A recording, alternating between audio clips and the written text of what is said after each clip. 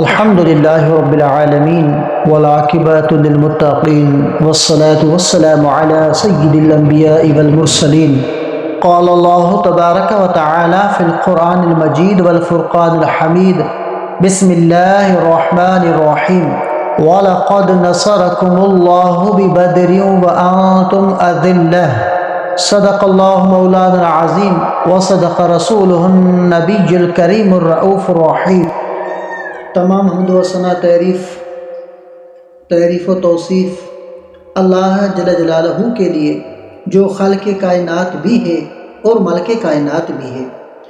اللہ جل جلالہ کی حمد و ثنا کے بعد حضور نبی اکرم شفیع امم رسول محتشم نبی مکرم اللہ کے پیارے امت کے سہارے رب کے محبوب دانائے غیوب فخر آدم و بنی آدم معصوم آمنہ احمد مجتبی حضرت محمد مصطفیٰ صلی اللہ علیہ وآلہ وسلم کے حضور ناز میں اپنی عقیدتوں، ارادتوں اور محبتوں کا خراج پیش کرنے کے بعد عالی مرتبت علماء اکرام، خواتین و حضرات، السلام علیکم ورحمۃ اللہ وبرکاتہ۔ غزوہ بدر اور عہد موجود کے عنوان سے کچھ باتیں آج کی اس نشست میں آپ سے گوش گزار کروں گا۔ اللہ تعالیٰ میری زبان پر کلمت الحق جاری فرمائے۔ کفر اور اسلام کی پہلی باقاعدہ ٹکر اور پہلی باضابطہ لڑائی غزوہ بدر کے نام سے معنون ہے۔ حق اور باطل کا پہلا ٹکراؤ اس انداز سے ہوا کہ میرے رب نے بھی اس کو یوم فرقان کہہ کے پکارا۔ جب حضور علیہ السلام نے اعلان نبوت کیا، آپ جانتے ہیں کہ پورے قریش اور کفار حضور علیہ السلام اور حضور کے غلاموں پر ٹوٹ پڑے۔ طرح طرح کی اذیتیں، پریشانیاں، دکھ، مصیبتیں، مخالفتیں، نکتہ چینیاں، ناموافق حالات کے جگر، کیا کچھ نہیں تھا کہ جو حضور نے نہ سہا ہو۔ راہوں میں کانٹے بھی بچھائے گئے، گڑھے بھی کھودے گئے، کوڑے بھی پھینکے گئے اور طرح طرح کی اذیتیں دی گئی، آوازیں بھی کسی گئی۔ حضور کے غلاموں کو مشق ستم بھی بنایا گیا۔ تپتے ہوئے سنگ ریزوں پر حضرت بلال حبشی کو کھینچا گیا، تپتے ہوئے کوئلوں پر ان کو لٹایا گیا۔ حضرت سمیہ رضی اللہ تعالی عنہا کو ابو جہل نے مکہ المکرمہ کے چوک میں قتل کیا۔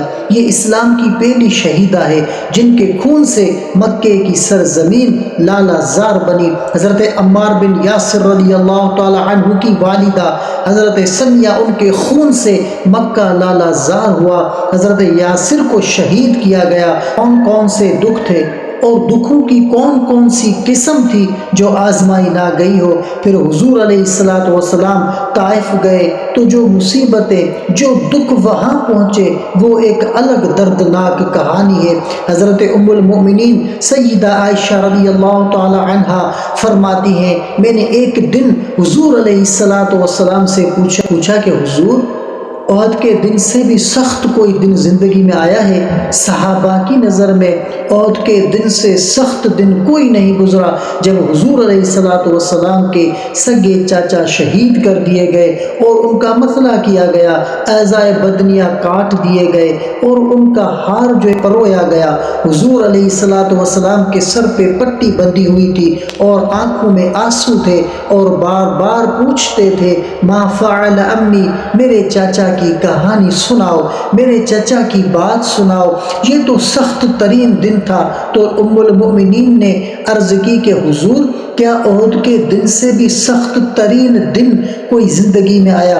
حضور نے فرمایا، ہاں اے عائشہ، جب طائف کے بازاروں میں تیری قوم نے مجھے پتھر مارے تو وہ دن احد کے دن سے بھی سخت تھا۔